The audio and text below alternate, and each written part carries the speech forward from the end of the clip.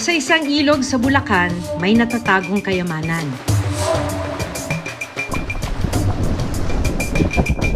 Ito ang matyagang sinisisid at hinahanap ni Lola Ligaya.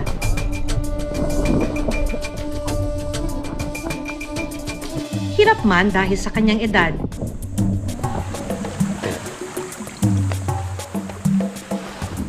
kailangan niyang bulabugin ang mga buhangin sa ilog.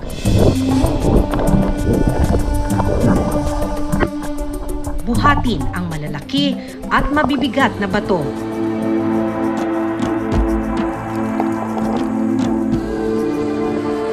Para hanapin ang mailap na mga butil.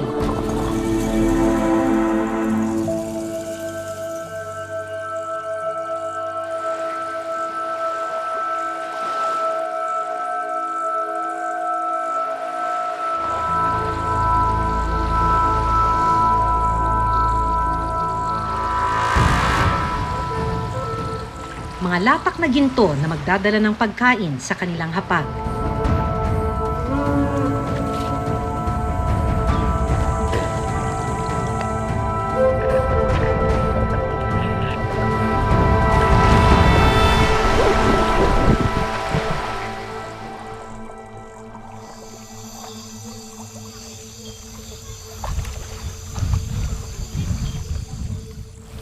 Tayo ngayon sa isang liblib na barangay sa probinsya ng Bulacan. Pupuntahan natin yung isang pamilya na para madagdagan yung kanilang kita ngayong tag-init, kumukuha ng ginto sa ilog.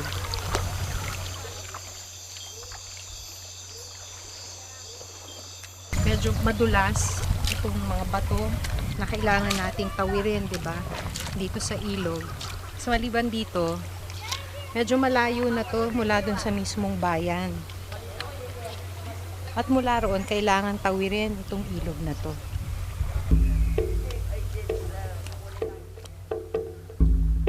Nang makatawid sa ilog, nakilala ko ang residenteng si Lola Ligaya Torres, 66 na taong gulang. Gandang hapon po, Lola. Malayo rin po pala to, ano? 3 dekada na raw ang nakararaan ng matuklasan nila ang nakatagong yaman sa ilog. Ang kinukuha nila rito, mga latak ng ginto na naiwan ng mga dating minero.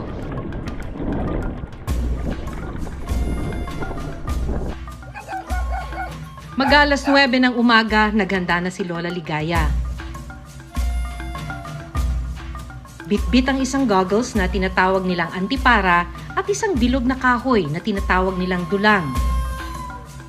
Naglakad na siya kasama ang 2 taong gulang na apo na umaasa rin sa kanya papunta sa ilog para simulan ang paghahanap sa mailap na ginto.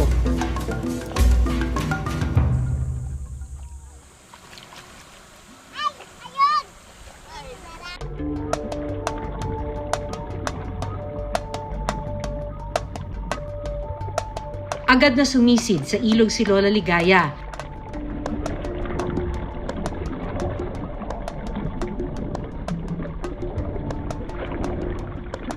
Sinimulan ang pagdudulang o pagmimina ng ginto. Swertihin kaya sila ngayon? Makailang ulit na sinipat ang buhangin sa ilalim ng ilog.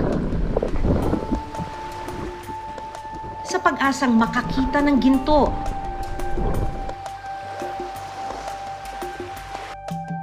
Habang naglalaro si Nene, tumulong na rin siya kay Lola Ligaya.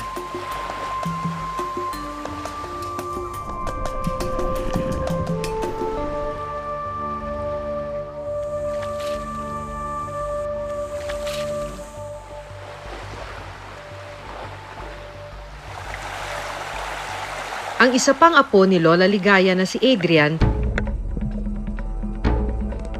tumulong na rin sa paghahanap ng ginto. Kwento niya, 5 taon pa lang nang matuto siyang magmina. Gusto rin po matuto dahil yun po yung kinamulatan kong trabaho ng magulang ko.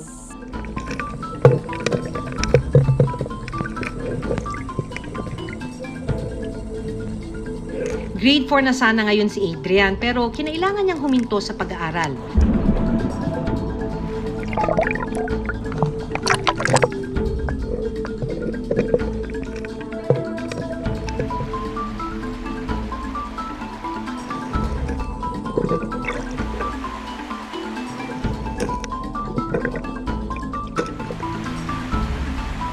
Mas malaga po yun dahil doon po yun lang po yung napakakuha namin ng pagkain.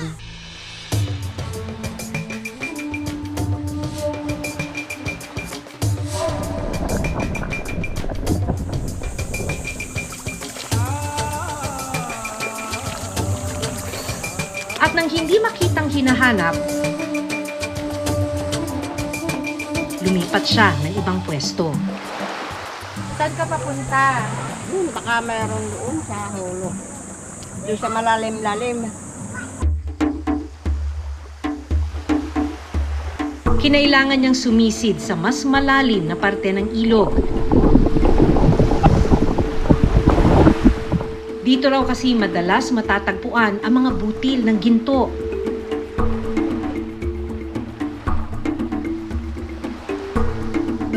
Pero dahil na rin sa kanyang edad, hirap na si Lola Ligaya na makatagal sa ilalim ng tubig.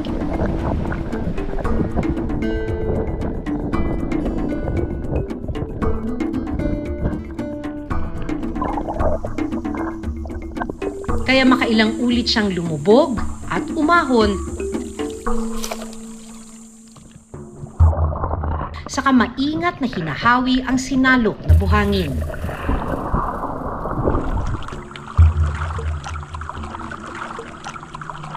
Binabuklatan ko ng bato.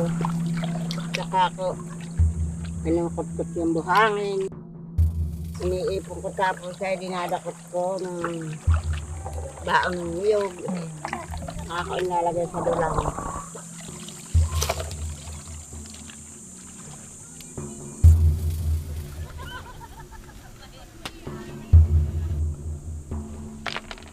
At sa ilang pagkakataon, kinakailangan niyang buhatin ang mabibigat na bato. Binubuklat ko itong malaking bato. Papaypayan ko yung kinabuklatan.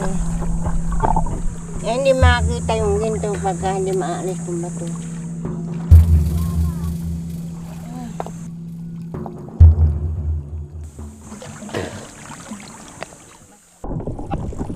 Muli niyang binulabog ang mga buhangin.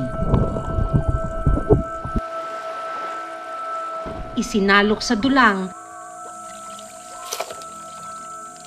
at saka hahawiin sa pag-asang makakuha ng mineral.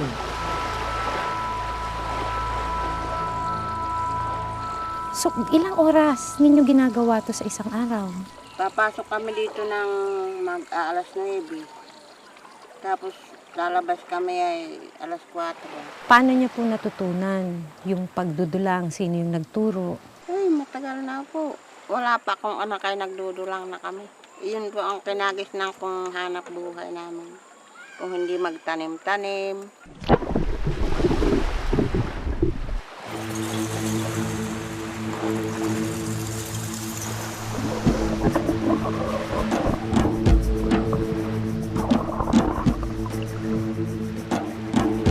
Matapos ang mahigit 2 oras na pagsisid,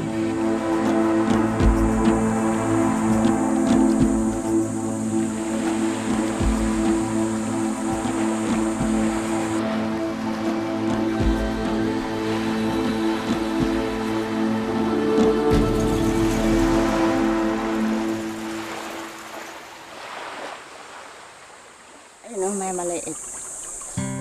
isang gatuldok na kumikinang ang nakita ni Lola Ligaya.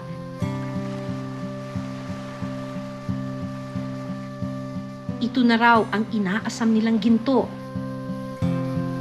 Paano nalaman na may ginto rito? Yung matatanda pa ang nakaalam na may ginto dito. Nakita na namin ginagawa nila. Gumawa na rin kami. Pero para kay Lola Ligaya, hindi pa raw ito sapat. Kaya muli siyang sumisid.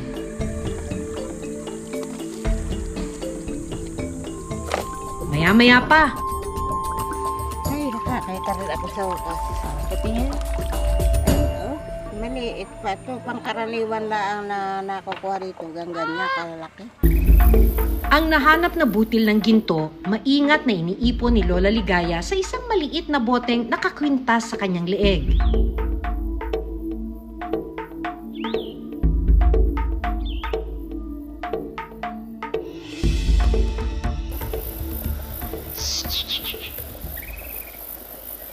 Anong pakiramdam pag nakakita kayo ng ginto?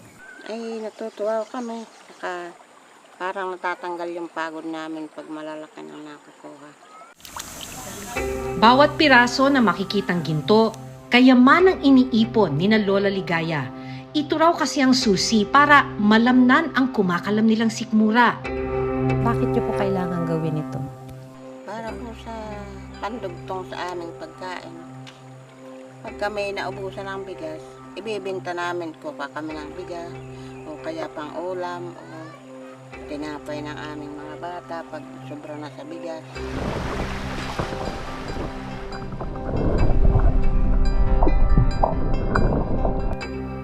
Matapos ang 2 oras na sisid, 2 maliit na piraso ng ginto ang nahanap nila. Konti po ito. 4 na araw ko na itong pinapay pa yan. 4 na araw. Opo.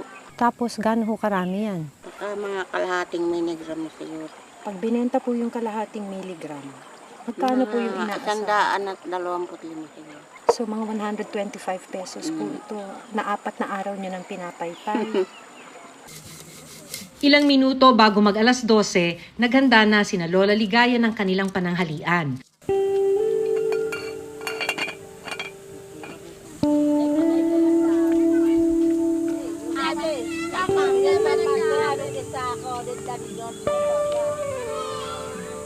Isang bote naman ng tubig ang kinuha ni Lola Ligaya para isabaw sa kanyang kanin. Para saan yung tubig na yan? Anong gagawin? Bahog sa kinain. Isasabaw. Yan na yung pinakaulam. Asin. Ano?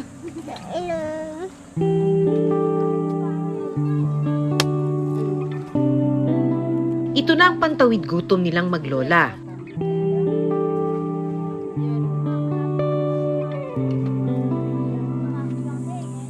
Bakit walang ulam? Walang nakakuha ng ulam. Hindi naman obrang manisi at walang isda na dito sa ilog. Habang wala pang kita, tiis muna sa kanin, tubig at asin sina Lola Ligaya.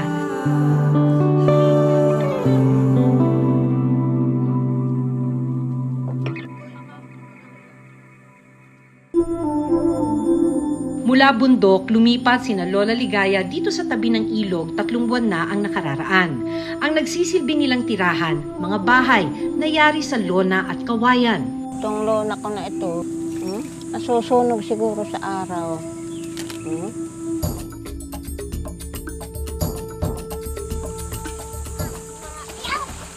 Kasi po dito, pagkatag-ulan na, wala na, puno na to ng tubig. Puno po ito ng tubig. So ngayon po, pwede hong maghanap ng ginto kasi mababaw pa. Pang tag-araw lang po, kaunti-unting ginto. Pero hindi pa man lubos na nakapagpapahinga.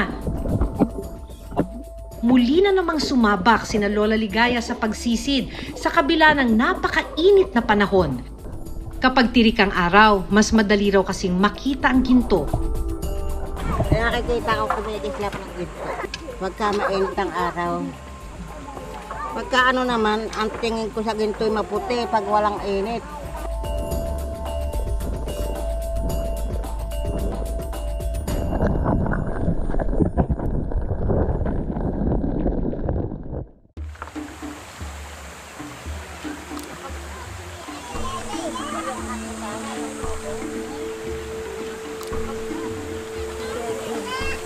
Habang abala ang marami sa pagsisid,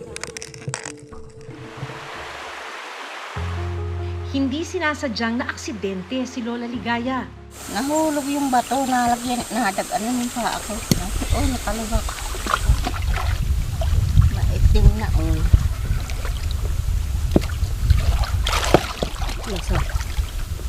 Madalas ba yan nangyayari sa'yo? Ngayon lang, ma'am.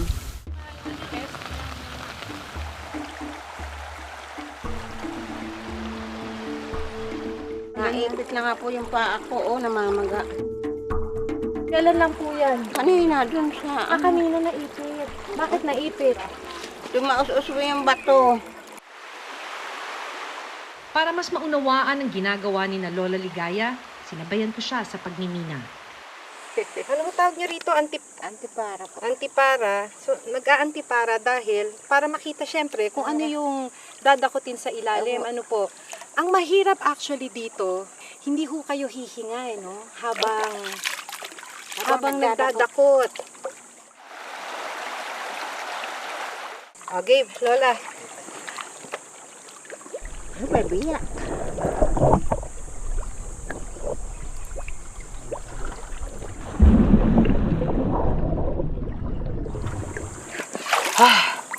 Mahirap naman.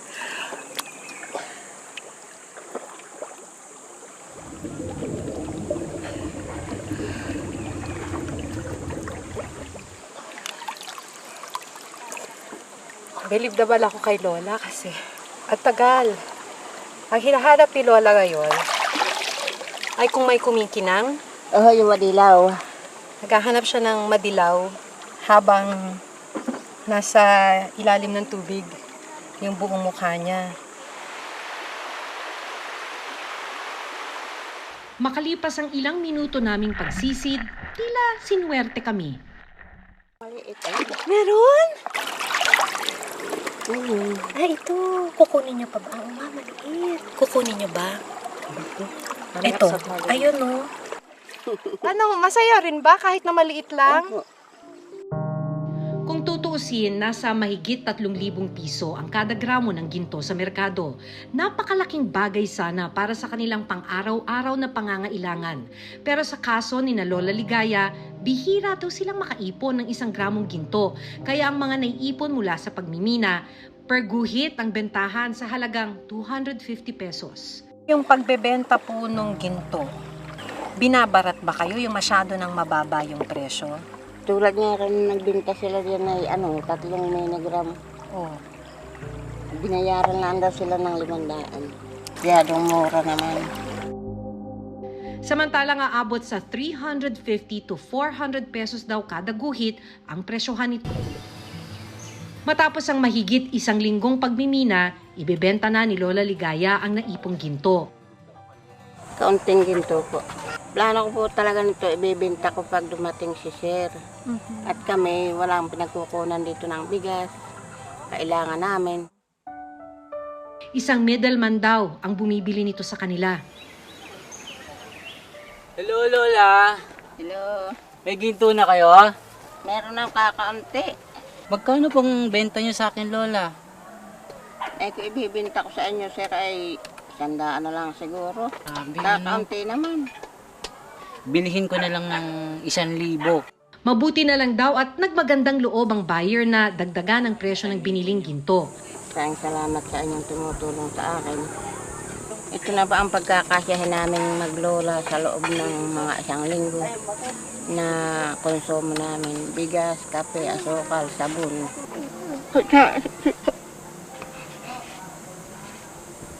Bakit po kayo umiiyak wala? Malaking pera po yung 1,000. Hindi po, nagpapasalamat po ako.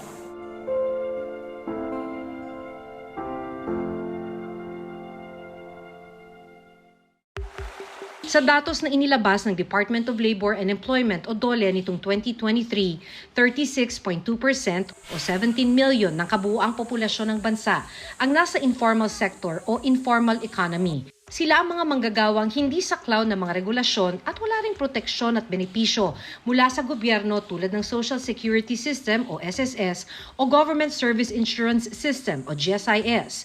Sa kaso ni na Lola Ligaya, mas makakatulong sana kung mabibigyan sila ng sapat na training para malayo sila sa panganib habang nagmimina at para masigurong hindi sila maluloko at tama ang halaga ng ibebenta nilang ginto.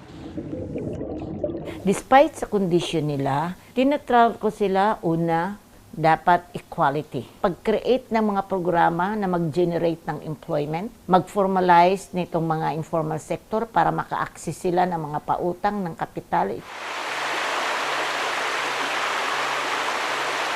Sa ilang taong pagsisisid ni Lola Ligaya, hindi nakapagtatakang meron na siyang mga iniinda. Kasabay kasi ng katandaan ay ang panghihina ng kanyang katawan at panlalabo na rin ng mga mata. Para malaman ang kondisyon ni Lola Ligaya at kanyang pamilya, inilapit namin sila sa lokal na pamahalaan ng kanilang lugar. Ang liblib po ng Pook. Nakakarating pa ba rito yung serbisyo? Kasi sa totoo lang, ngayon lang din po ako nakarating Talaga? sa Pook na ito, Oo. which is napaka-remote. So ito po yung challenge po talaga ng LGU na marating po, no, yung mga services para sa kanila. Sinuri din ng mga social at health worker ang mga bata at buntis sa pamilya. Wait lang, sige. Titimbang lang tayo, baby. Baka mahulagin pa to. Kaya nga, mabilis na. Sabi ng kinatawan ng Rural Health Unit, hamon sa kanila ang pagmumonitor kina Lola Ligaya lalo't pagdating ng tag-ulan, umaalis sila sa ilog at bumabalik sa kabundukan. Kung ano man yung pangangailangan nila, kung talagang sa health or kailangan ng medicine, siguro yun po yun, ma'am. And yung mga immediate lang na pangangailangan habang nandito sila. Habang nandito. Pero I don't paano think yung- long term kasi maalis nga po sila. Moving forward, ano yung pwedeng gawin ng LGU? Financial assistance po sa kanila. And then mag-conduct kami ng another home visitation para ma-assess po talaga namin yung pinaka-immediate. Sa ngayon, dahil limitado ang kakayahan at oportunidad para sa mga katulad ni Lola Ligaya, sa mga butil ng ginto sa ilog muna sila aasa. Pero dahil kakarampot lang ang kinikita nila mula rito, bukas, sa dapit hapon ng kanyang buhay, kasama ang kanyang mga apo, muli silang sisisid sa ilog para hanapin ang latak na ginto. Kunyari halimbawa, susulog dun sa tubig. Lagi kayong umaasa na sana may malaki kayong ginto. Ganun naman ang panalangin. Hindi naman ako nakakukuha ng kinto. Aliwas doon sa panalangin. Hanggang sa susunod na Sabado, ako si Maki Pulido at ito ang Reporter's Notebook.